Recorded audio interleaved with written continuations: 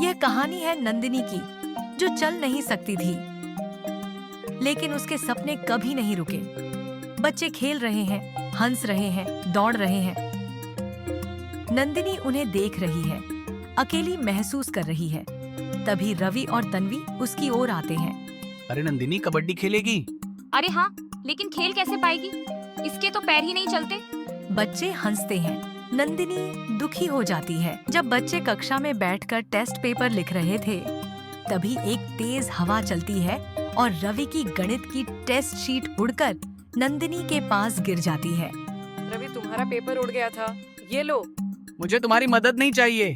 नंदिनी चुप हो जाती है, उदास होकर व्हील चेयर घुमाती है और वहाँ से चली जाती है। लेकिन नंदिनी सिर्फ अपने बारे में नहीं सोचती थी, वह हमेशा दूसरों की मदद करने के लिए तैयार रहती थी।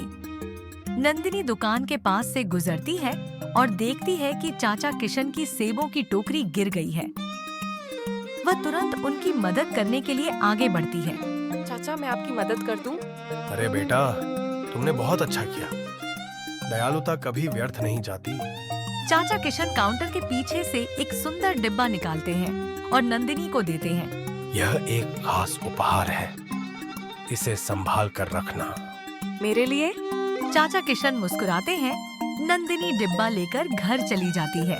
उस रात जब नंदिनी ने उपहार खोला, उसे अपनी आंखों पर यकीन नहीं हुआ। नंदिनी डिब्बा खोलती है और अंदर चमचमाते चांदी के जूते देखती है। वह धीरे धीरे उन्हें पहनती है और तभी एक जादुई चमक उसके पैरों में फैल जाती है। अरे, मैं अपने पैरों को महसूस कर सकती हूँ। वह धीरे धीरे अपने पैरों पर खड़ी होती है, एक कदम बढ़ाती है, फिर दूसरा, और फिर वह खुशी से नाचने लगती है। यह सच में जादू है। अगली सुबह जब नंदिनी पैदल स्कूल पहुंची तो सबकी आंखें फटी रह गईं।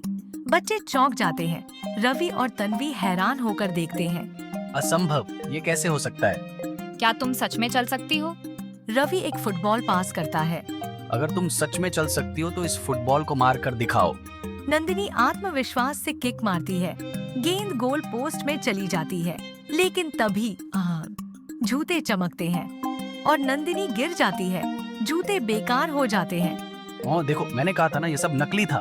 तभी पीछे एक झूला टूटता है और तन्वी गिरने वाली होती है। बचाओ!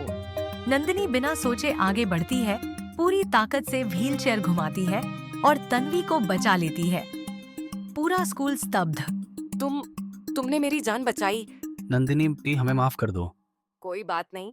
असली जादू क्या होता है, अब समझ आया?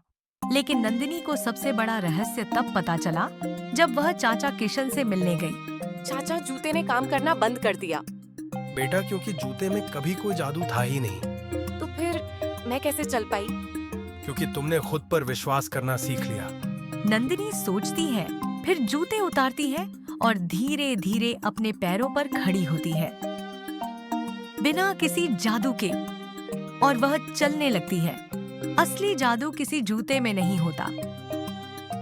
असली जादू आत्मविश्वास और दयालुता में होता है। नंदिनी मुस्कुराती है। रवि और तन्वी उसके साथ खड़े होते हैं। अब सच्चे दोस्त बन चुके हैं। दयालुता हमें हमेशा कुछ न कुछ लौटा कर देती है। मदद करना सबसे बड़ा जादू है।